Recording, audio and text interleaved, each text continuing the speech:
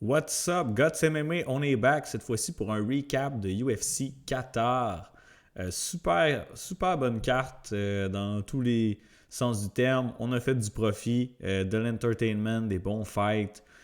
Donc, let's go. Très cool. Si on regarde les résultats rapidement avant de se lancer là, dans le recap fight par fight.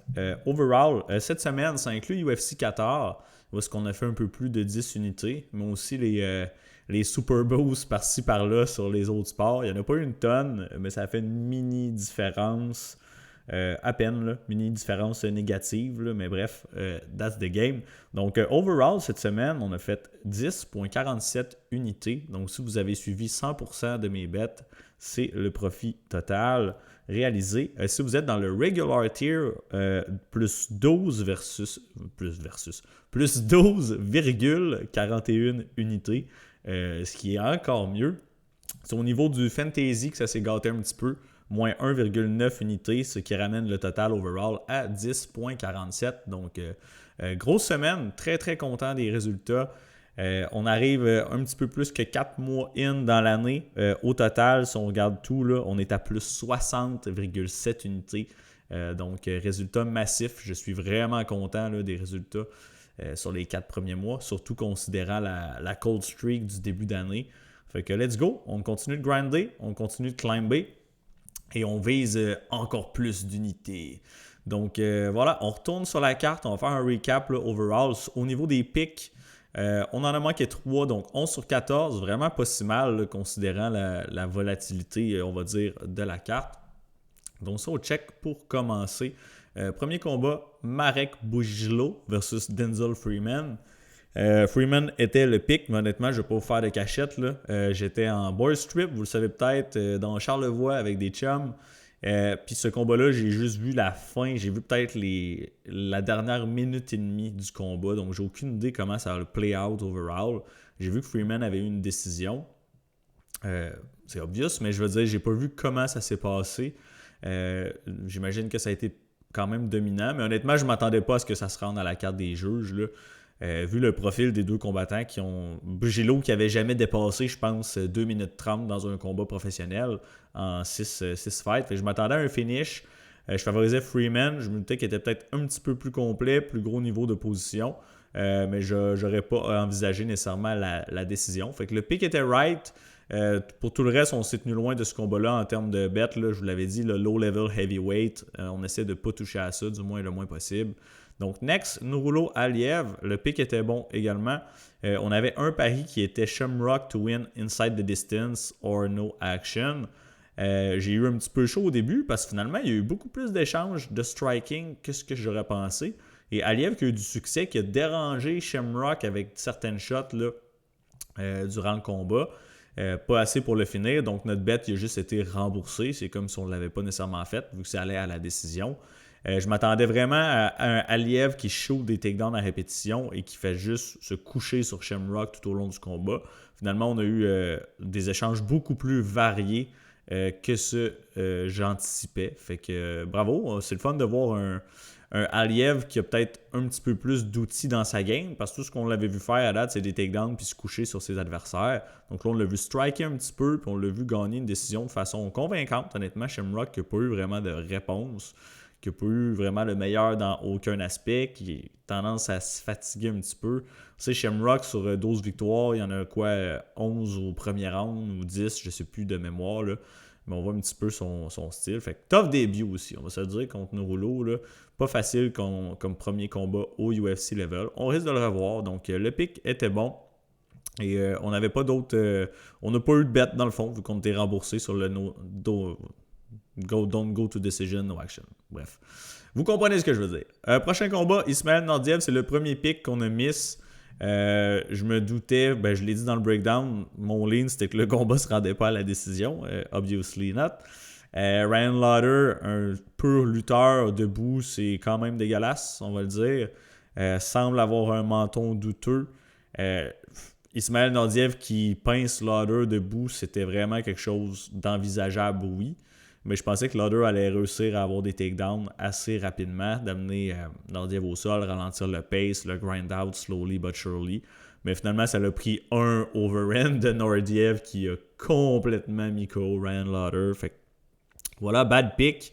Par contre, au niveau des bets, ça impliquait rien, je pense, de notre part. J'ai plus ma feuille devant moi. Il y avait peut-être quelque chose... oui, c'est vrai. La première streak qu'on a manqué d'ailleurs, je m'en voulais un petit peu de ne pas avoir pris le under 12.5 minutes. Instead, j'ai pris over 1.5 takedowns du côté de Lauder. Vous voyez qu'il n'y en a pas eu un.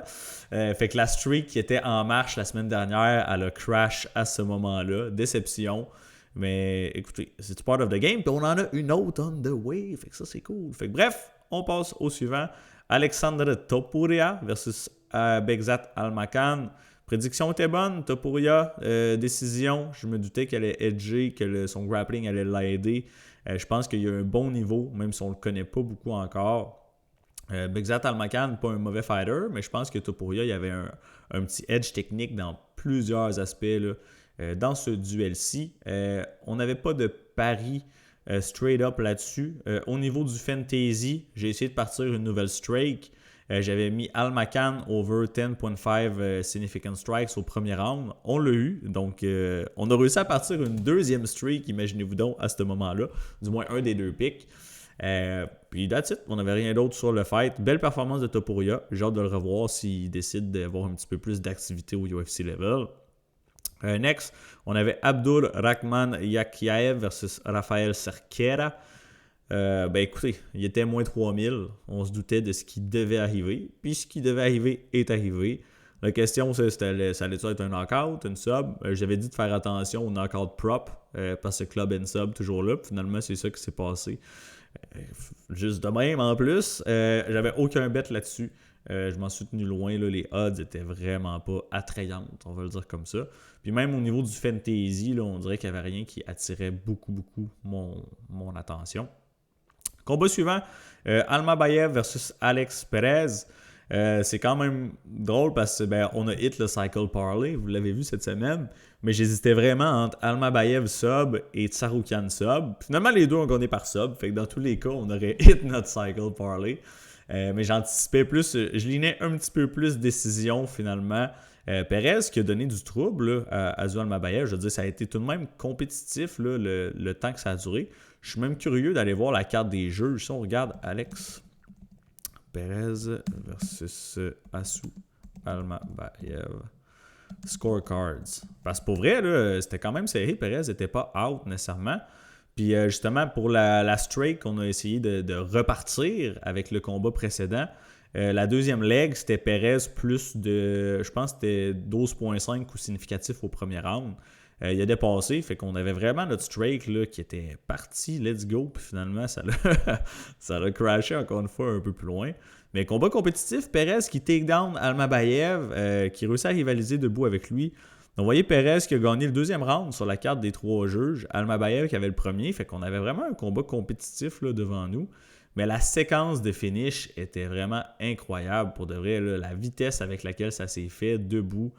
Chapeau à Almabayev. Honnêtement, je doutais qu'il réussisse à soumettre Alex Perez. Oui, Perez s'est fait soumettre par le passé, mais contre, on l'a dit, un Pantoja puis un Figueiredo. Fait que je pensais pas qu'Almabayev allait réussir à le passer.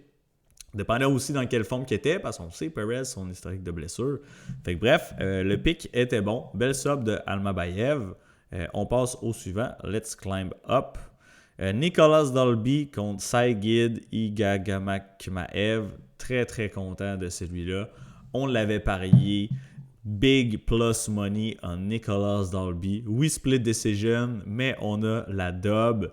Et écoutez, je vous l'avais dit, est-ce que Saigid Igagamakmaev, à votre avis, il a looké comme un favori à moins 300?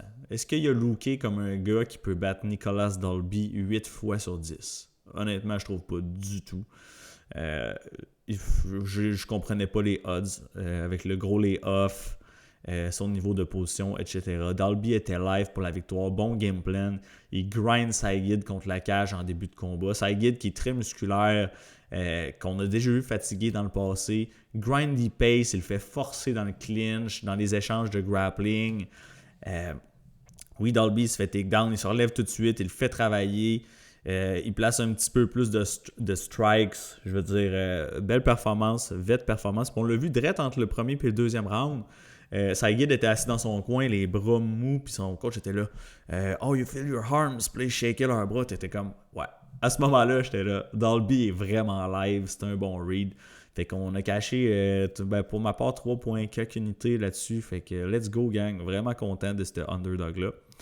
Bon read, on a caché. Sinon, on avait-tu autre chose vite comme ça dans le fantasy? Non.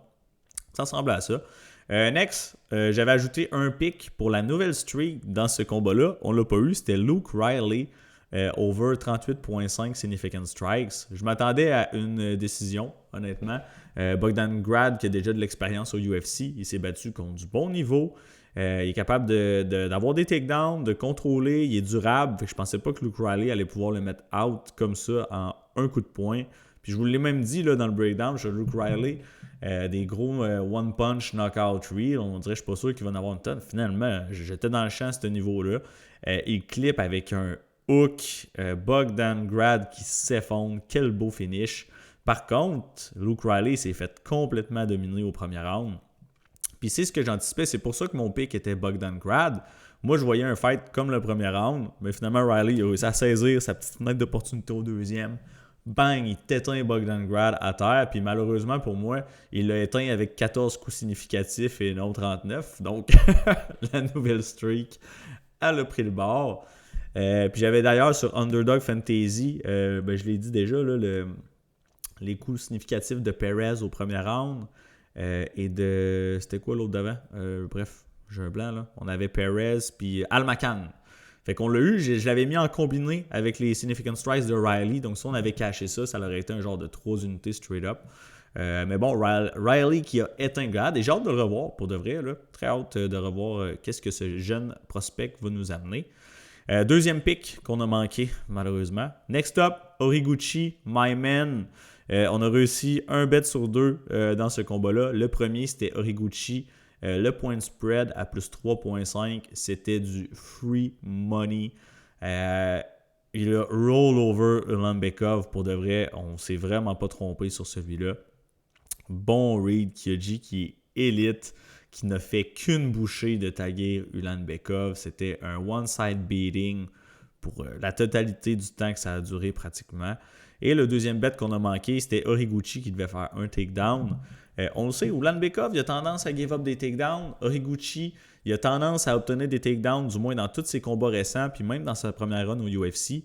Mais je pense que ce qui est arrivé, c'est que Kyoji avait tellement l'avantage debout. Je veux dire, il faisait qu'est-ce qu'il voulait avec Ulanbekov qu'il n'a pas vraiment cherché à amener le combat au sol. Il y a un attempt qu'ils disent ici, mais je pense que c'est plus quand il a catché un kick. Il a essayé de faire un petit trip, ça n'a pas marché, mais c'était pas vraiment son intention de base d'amener le combat au sol de ce qu'on a vu. Puis il y a eu plusieurs séquences qui étaient au corps à corps, Ulanbekov contre la cage, que s'il avait voulu, il aurait pu juste le lifter puis le smasher au sol, mais il aimait mieux retourner au centre, reprendre son espace, puis il voulait vraiment faire mal à distance à Taguir. Donc, malheureusement, pas hit. Moins bon read pour celui-là, mais écoutez, les odds étaient à plus 150. C'était quand même relativement juicy, on va le dire comme ça, pour le type de pick. Fait que voilà, on a eu un, on a manqué un. Ça a pas mal fini à égalité à cause de cela. Mais écoute, je suis vraiment content. Écoutez, pas écoute, hein? Peut-être pas tout seul à m'écouter ici. Mais le read était là. Un autre underdog pick qui passe. Fait que vraiment content pour celui-ci. Waldo Cortez Acosta. Ah, puis d'ailleurs, c'est vrai. Luke Riley, il nous a fait manquer notre deuxième streak. Fait qu'on en a parti une troisième. On avait pris Horiguchi plus que 31.5 coups significatifs. Il en a fait 49. Fait qu'on a réussi à partir la nouvelle streak en beauté avec celui-là. Next, Acosta Gaziev. Pour la streak, on l'a eu. J'avais mis moins de 12.5 minutes. Ça a duré 1 minute 22. Merveilleux. Le pick, c'était Acosta, même si c'était short notice. Vous savez, c'est le breakdown. Je ne suis pas très high sur Shamil Gaziev. Puis je me doutais qu'Acosta, il avait toutes les skills pour le passer. Mais je ne pensais pas qu'il allait le passer avec autant de facilité. Fait que props à lui pour de vrai à faire le voyage à 3 jours d'avis, 22 heures d'avion. On se ramasse au Qatar contre le gars local et il le smoke. Donc, well done Acosta. On a eu notre pick. Un peu déçu, je voulais bêter le Fight Don't Go to Decision. On avait quand même des bons odds. J'étais pas sûr. J'ai pas pull le trigger finalement. Je l'avais noté tout. Mais non, mais c'était le play. J'aurais dû me faire confiance là, pour celui-là. Mais bon, props à Costa. On a notre nouvelle streak qui a décollé à ce moment-là en plus. Suivant, on avait Jack Edmondson contre Orelby. C'est le 3e pick qu'on a manqué. Un pick que je me suis fait avoir. J'ai été un petit peu plus, je pense, avec mon cœur qu'avec ma tête pour celui-là. Puis c'est pas quelque chose que je fais souvent. J'aurais dû changer, switch pick, vu toutes les circonstances. Mais écoutez, j'ai donné le bénéfice du doute à Hermanson, qui à mon avis n'a pas looké that bad au départ. Je veux dire, c'était des échanges compétitifs. Il bougeait, les deux, ils touchaient la cible. Finalement, ça l'a pris un gros shot sur l'oreille. Et Jack Hermanson, good night, parti dans un autre realm, une autre dimension, terminado. Orelby qui a fait un quick work de Jack Hermanson. Donc, c'est triste, ça fait mal au cœur. The Joker est un combattant que j'aime beaucoup. Mais là, je pense qu'il est temps pour lui de prendre sa retraite. Donc, pas un good move de descendre à 170 livres là, après une défaite comme ça. Seulement 4 mois. Par après. Fait que, à suivre. J'ai hâte de voir qu'est-ce qu'ils vont faire avec, mais d'après moi, ils devraient juste prendre du temps off puis s'éloigner peut-être un petit peu du MMA. C'est triste à dire, là, mais après des grosses communes même brutales, là, non, c'est not good. Je l'ai dit tantôt dans la décision partagée, c'est drôle parce qu'on a manqué 3 picks sur les 14, puis les 3 ils se sont fait mettre out cold. C'est quand même... c'est plate, mais c'est quand même rigolo quand on y pense. Maintenant, Ozdemir Menefield, la prédiction c'était Ozdemir knockout. Il l'a eu in good fashion, rapido presto. On avait ajouté Ozdemir by finish à la underdog streak. On a réussi à augmenter à 3 picks à ce moment-là. Et c'était la première leg du Cycle Parlay. Ozdemir by knockout. Easy peasy, on l'a eu. On arrive en demi-finale. Ian Gary qui fait ce qu'il avait à faire. On avait... c'est Saroukan, c'est Gary qu'on veut ici. Ouais, Ian Gary qui fait ce qu'il avait à faire. On l'avait dans le Cycle Parlay. Gary, decision, let's go. Il domine Belal pour la majorité du combat. Belal qui a aussi à passer quelques coups par-ci par-là. Quand même significatif, on va le dire. Mais pas capable d'amener le combat au sol. Gary qui bouge bien, qui défend bien les amener au sol, qui le outstrike. Jab, des stomp kicks à la jambe. Fait que bravo, bon game plan de Gary. Suivi à la lettre, il passe le Belal test. Il fait move up le Cycle Parlay à la dernière leg. On avait tout de même un bet considérable, 2.1 unités si je ne me trompe pas. On avait Ian Gary Moneyline. On avait Ian Gary plus de coups significatifs et 15 strikes au premier round. Ça a tout hit. Easy peasy. Je suis même curieux de voir combien de strikes il a fait au premier round. Oui, il en a fait 31 strikes au round 1. On était à 15. Comment rendre un favori à moins 300 à un even money play à moins 110? Let's go. Super content pour ce play-là. Et la finale, Arman Tsarukyan qui fait ce qu'il avait à faire. Il cache le Cycle Parlay. On avait besoin de Tsarukyan sub. J'étais tellement content. Je sautais de joie. Vous auriez dû me voir. On avait un bet de 2.3 unités, le plus gros de la carte. Tsarukyan to win by finish et plus de strikes. Vous voyez, 69 à 17 les strikes, même pas proche. Il soumet au deuxième round avec aisance. On cache le Cycle Parlay. On cache notre plus gros bet de la soirée. Et on cache aussi le 4e leg de la streak qui était Tsarukyan et Dan Hooker under 17.5 minutes. So, on a une streak de 4 plays déjà en jeu, en action pour les 2 dernières cartes de l'année. Fait que let's go, super belle soirée, du profit, des bons combats, quoi demander de mieux. Et puis, écoutez, là on a une semaine off, il n'y a pas de UFC ce samedi, dommage. Va peut-être avoir certains shows de scène régionale à écouter, je sais pas trop. Pour ma part, je vais prendre cette semaine-là pour grinder puis avoir de l'avance. C'est quelque chose que je veux faire depuis longtemps. Vous savez peut-être pas, mais dans les coulisses, semaine à semaine, c'est beaucoup de travail, des fois un petit peu à la course. Là, d'avoir une semaine off, j'aimerais ça pouvoir pratiquement avoir terminé mes tapes, mes recherches pour le UFC 323 d'ici dimanche. Comme ça, on peut vraiment là, profiter des sorties, des odds, des lignes pour sniper la value. Puis vous faire aussi un breakdown plus early, parce que je vous fais le breakdown de chaque carte le vendredi, parce que c'est le vendredi que je suis prêt à le faire. Écoutez, j'ai grindé toute la semaine. Donc là, avec une semaine d'avance, je pourrais peut-être vous faire un breakdown lundi, mardi. Donc ça va vraiment nous permettre d'avoir plus de temps pour se préparer et possiblement cacher gros à UFC 323. Fait que let's go. Merci d'avoir tune in. Congrats au Patreon si vous avez tel la majorité des plays. D'ailleurs, le pari sur Tsaroukan qui était le free bet de la semaine qu'on a cash, je pense qu'on est à 5 en 6 pour ces paris-là. Fait que that's it, guys. C'est tout pour aujourd'hui. Je vous souhaite un excellent dimanche. On se revoit bientôt pour d'autres contenus. Peace!